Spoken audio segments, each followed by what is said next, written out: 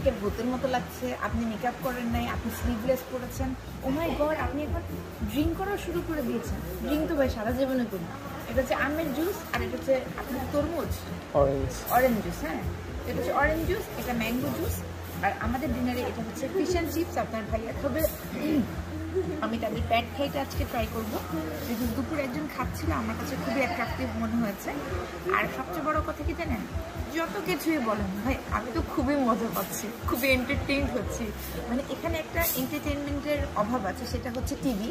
তো টিভিতে স্টার জলসার যেই নাটকীয় ঘটনাগুলো থাকে সেটা আমার প্রোফাইলে ছবি নিচে ঘটছে। So I am enjoying all the Star Jalsha হাবিজ who are commenting on my videos and my posts.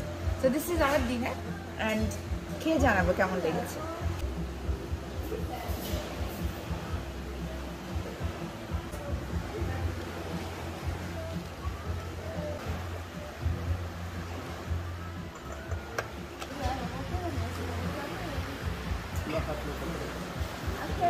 মরিচ ছাড়া আমাদের বাঙালিদের কোথাও চলে না।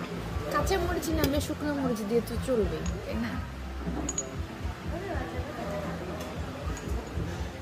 একটু ভিনেগার দেওয়া আছে।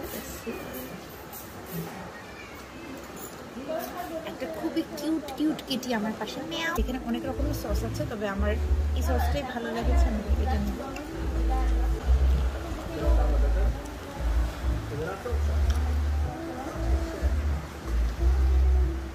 এটা আমি সুস্মিতা সেনের কাছ থেকে শিখছি। সুস্মিতা সেনের অনেকগুলো ভিডিও দেখার পরে। কিন্তু আমার খাবার নিয়ে সবাই তো কথা বলে,